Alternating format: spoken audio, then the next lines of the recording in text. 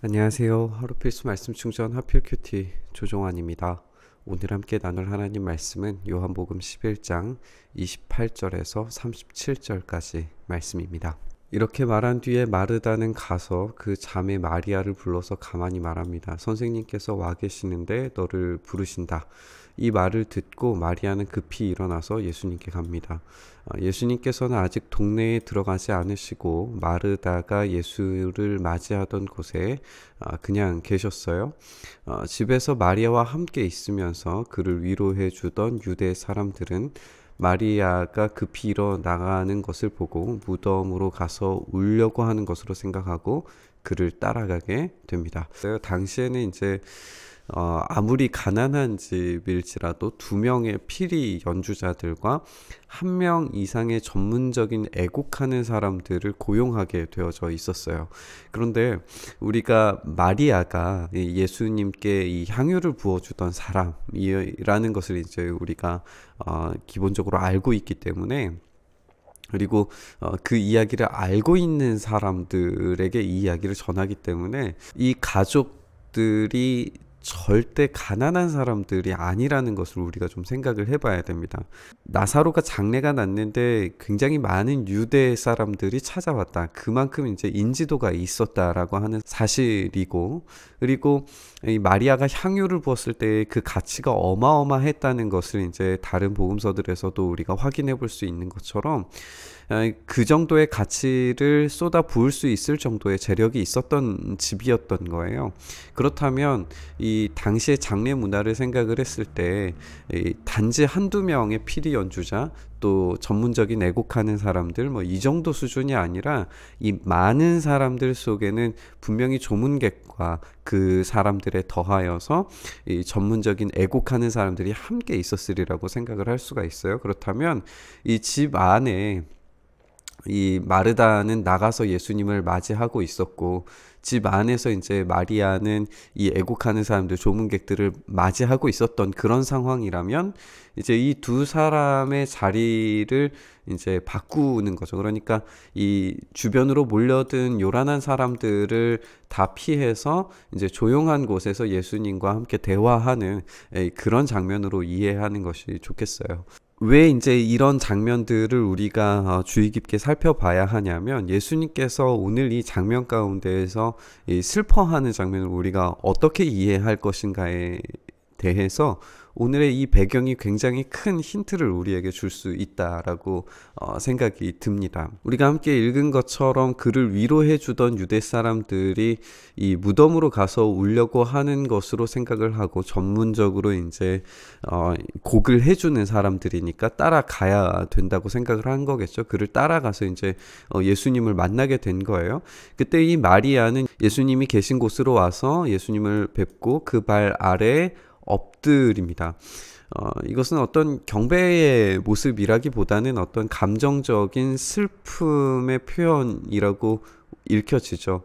주님이 여기 계셨더라면 내 오라버니가 죽지 않았을 것입니다 라고 하면서 마리아가 울고 있는 걸 우리가 볼 수 있게 돼요. 이게 우리의 감정적인 표현을 그대로 담아서 지금 예수님께 이 마르다가 했던 말들을 반복하고 있는 것을 우리가 확인하는데요.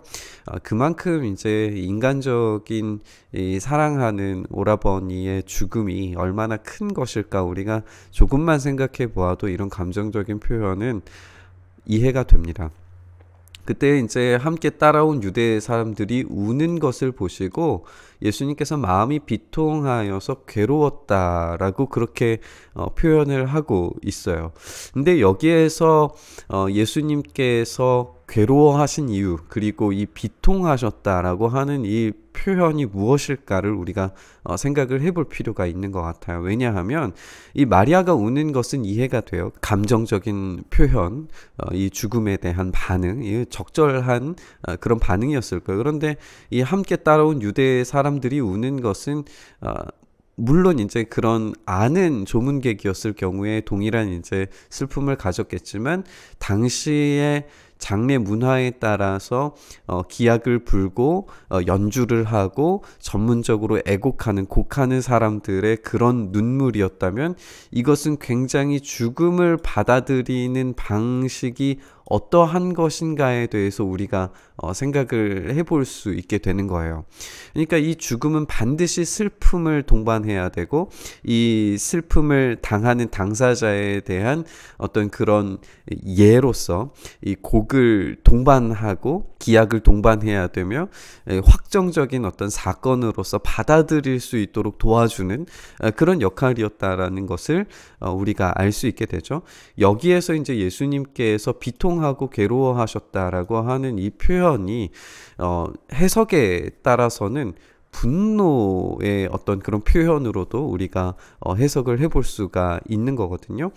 그랬을 때에 이 분노의 이유, 그리고 예수님께서 이 슬픔에 차서 눈물을 흘리셨다라고 하는 이 표현을 이해하는 것을 어떻게 이제 해석해야 되느냐, 우리가 질문할 수밖에 없게 되는 것 같아요. 감정적인 슬픔에 의해서 나사로의 죽음, 그리고 이 마리아의 울음 때문에 같이 동화되셔서 슬퍼하셨다라고 그냥 단순하게 생각하는 것은 한계가 있는 것 같아요. 물론 예수님께서 이 사랑하는 이의 죽음에 대한 감정적인 동요, 그리고 그런 슬픔이 없었다라고 그렇게 생각할 수는 없겠죠. 하지만 예수님은 마르다와의 대화를 통하여서 예수님 자신 스스로가 부활, 생명 그 자체시라고 선언하셨어요. 그렇다면 단지 이 나사로가 죽은 것의 어떤 감정적인 어떤 동화된 표현과 방식으로서의 눈물로서 이해하는 것은 적절하지 않아 보인다라고 하는 거죠. 이 맥락 가운데에서. 예수님은 분명히 그를 살리실 수 있는 능력이 있고, 이 본문 가운데에서 따라 나온 사람들의 이 눈물과 울음 가운데에는 그들의 불신앙이 담겨져 있다라고 하는 것을 우리가 찾아볼 수가 있어요. 이 본문을 계속 읽어보면 유대 사람들은 그가 얼마나 나사로를 사랑하였는가 사실이죠. 그런데 이들은 사랑하셨지만 낫게 할 수 없었던 사람인가라고 하는 이 무능력을 지금 지적하고 있는 것처럼 보여지고, 그래서 어떤 사람들은 눈먼 사람의 눈을 뜨게 하신 분, 그러니까 우리가 이전 장면 9장에서 읽었던 장면이죠. 그것을 이제 다시 끄집어 가지고 와서 이 사람이 죽지 않게 하실 수 없었단 말인가 라고 하면서 이제 회의적인 반응을 보여주는 것을 봐서 예수님께서 이 생명이고 부활이신 것에 대해서 전혀 인지하지 못하고 전혀 그 능력에 대해서 믿지 못하고 있는 것을 우리가 볼 수 있는 거예요.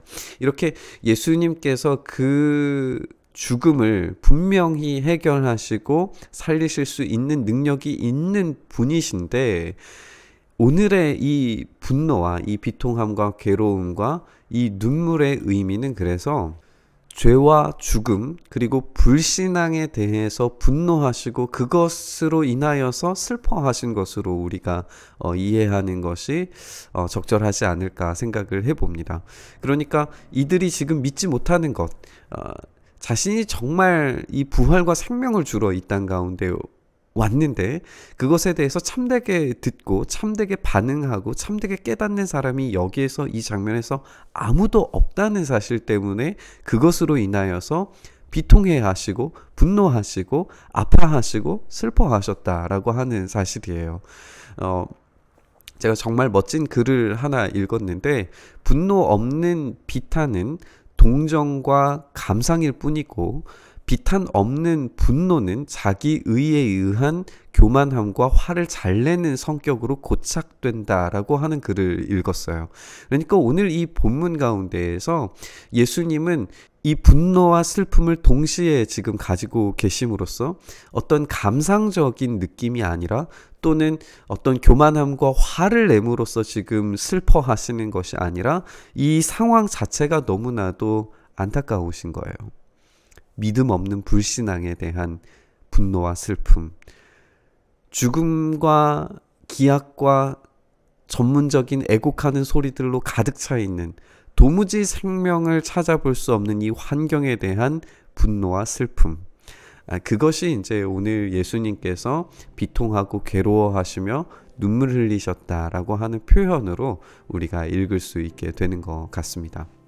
예수님은 우리의 죽음에 분노하고 슬퍼하십니다. 그분은 죽음을 멸하실 부활과 생명이십니다.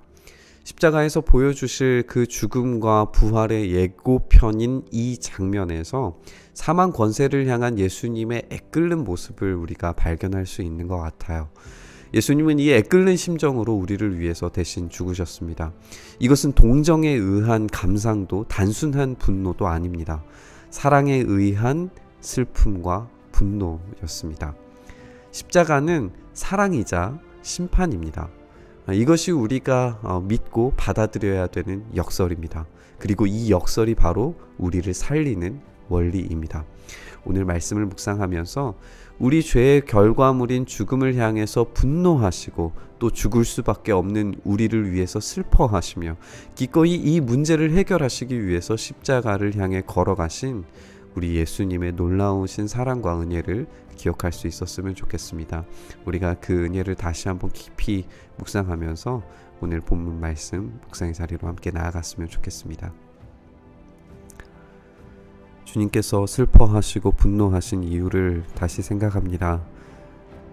우리의 죄의 결과물인 사망을 향하여서 부활과 생명 그 자체이신 분께서 분노하시며 또한 슬퍼하시며 우리와 함께 하시기 위해서 그 죽음을 각오하시고 십자가의 자리로 걸어가시는 이 놀라운 은혜의 행진 앞에 우리가 서 있습니다.